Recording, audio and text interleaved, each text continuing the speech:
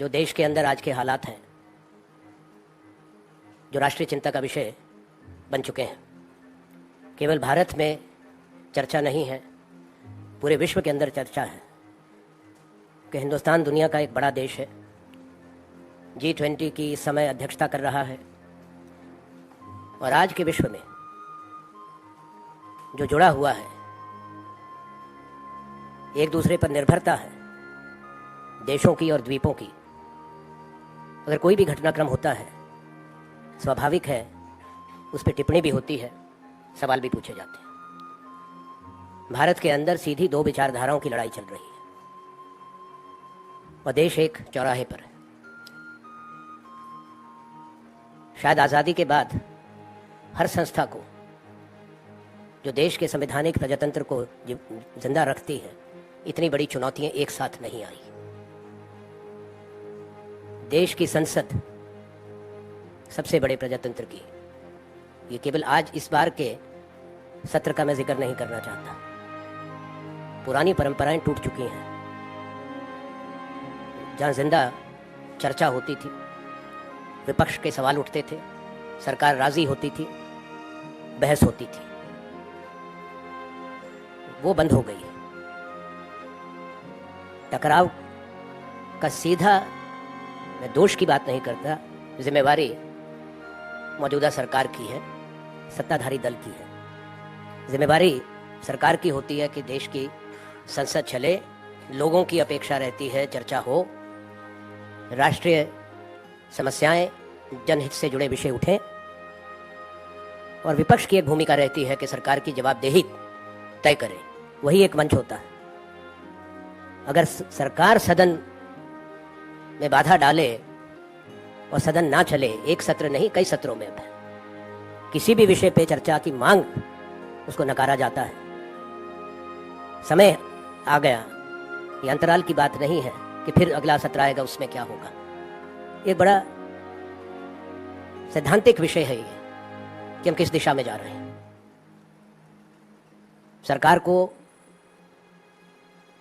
ये बताना जरूरी है कि दुनिया में जहां भी प्रजातंत्र और संसदीय प्रणाली जिंदा रही है, पनपी है, मजबूत हुई है, वहां भव्य इमारतें बनाने से नहीं होती। हमारे यहां भी बन रहा है नई संसद, फिर वो संसद के अंदर कोई चर्चा होनी चाहिए, कोई शोर होना चाहिए। केवल इमारत से प्रजातंत्र की गरिमा नहीं बढ़ती। क्या लोग सिर्फ इमारत देखना चाहते हैं या संसद में क्या होता है उसको देखना चाहते हैं? मुझे कहने में कोई संकोच नहीं है, जहां हमको इस बात का गर्व है कि दुनिया का सबसे बड़ा प्रजातंत्र बनाया गया आज़ादी के बाद, पर उस प्रजातंत्र में सही माने में स्वच्छंद रूप से बात कहने की जो जगह थी वो सिमटती जा रही है। दूसरा विषय है जो मैंने बताया आपसे, चिंता का, देश की अर्थव्यवस्था। कोई चर्चा नहीं करता। हैरानी है कि प्रचार इतना हो रहा है, आप लोगों की भी कुछ कभी सवाल करते हैं, कभी कोई बात सामने आती है। क्या कभी सोचा है कि देश में बेकारी की क्या हालात है? क्या मार्च महीने के आंकड़े मालूम है सब लोगों को? देश के अंदर लगभग पूरा साल, पिछला साल और इस साल भी 8% केवल एक आंकड़ा नहीं है, बेरोजगारी का दर है। पर युवा बेरोजगारी 20 और 24 साल की उम्र के बीच के लोगों में, नौजवानों में 42% बेरोजगारी है। ये गंभीर चुनौती है, इस पर कोई चर्चा नहीं होनी चाहिए? क्या सरकार को स्पष्ट नहीं करना चाहिए? ये सीधा सवाल कि क्या कदम उठा रहे हैं? मार्च महीने में सिर्फ कंस्ट्रक्शन इंडस्ट्री के अंदर 95 लाख रोजगार टूटा है। औद्योगिक निर्माण में 72 लाख टूटा है और रिटेल सेक्टर के अंदर 65 लाख टूटा है। ये मैंने 3 ही सेक्टर गिनाए अभी।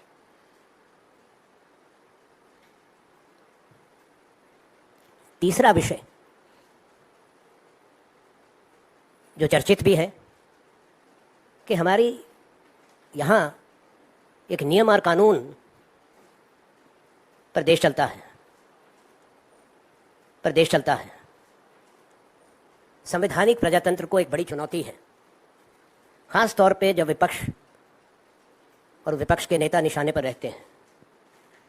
भारत की न्यायपालिका के लिए, हमारे प्रजातंत्र के लिए और विशेष तौर पे मैं कहूँगा हमारे जुडिशरी के सामने एक बहुत बड़ा इम्तहान का समय है। व्यक्ति विशेष की बात नहीं है। राहुल गांधी जी का जिस ढंग से जो एक फैसला आया और तेज़ी से सदन से निष्कासित करना कोई अच्छा संदेश नहीं है। अगर वो पैमाना लागू कर दिया जाए सब पर, तो संसद के बाहर ही राजनीतिक दलों के नेता आपको मिलेंगे, संसद खाली हो जाएगी। अगर सबकी एक एक टिप्पणी निकाल कर देख लें और वही मापदंड लगा दिया जाए, तो सूची आप बना लें कितने लोग बाहर होंगे। मुझे इसमें कोई शक नहीं है कि ये भी समय के साथ इसमें सुधार ज़रूर होगा।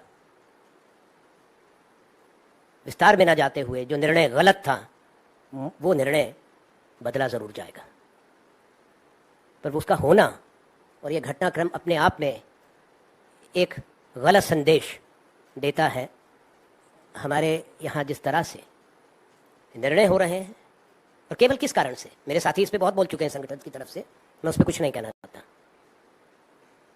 क्या भारत की संसद में पहले नई सरकारों ने आलोचना देखी थी? क्या सरकार पर हमले नहीं हुए थे सदन के अंदर? क्या आरोप नहीं लगे थे कि पहले की सरकारें, पहले के प्रधानमंत्री, उन्होंने जेपीसी नहीं बनाई थी? सबसे पहले जेपीसी राजीव गांधी जी के समय में बोफोर्स पे बन गई थी। स्टॉक मार्केट स्कैम हुआ था 1992 में, उस पे जेपीसी बन गई थी। उसके बाद निरंतर जेपीसी बनती गई। पिछली सरकार के समय में भी 2G पर विपक्ष ने जेपीसी मांगी, बनी। वीआईपी हेलीकॉप्टर स्कैम पे जेपीसी मांगी, बनी। सरकार ने खुद बना कर दी। अब 2 जेपीसी बनी थी अभी पिछले 9 बरस में। एक तो जो गलत कानून लाए थे लैंड एक्विजिशन का, और दूसरा डेटा प्रोटेक्शन पर। क्या कारण है कि इतने बड़े विषय को जो सामने आया है, उजागर हुआ है, जो देश की आर्थिक ढांचे से जुड़ा है और उन इंस्टीट्यूशन से जुड़ा है जहाँ पे हिंदुस्तान के आम लोगों का पैसा है, चाहे वो हमारा लाइफ इंश्योरेंस कॉरपोरेशन है या सबसे बड़ा बैंक भारत का स्टेट बैंक ऑफ इंडिया है। किसी और का पैसा नहीं है उसमें, आप सबका, मेरा पैसा, हमारे बच्चों का पैसा, और उसी पर देश की अर्थव्यवस्था टिकी है।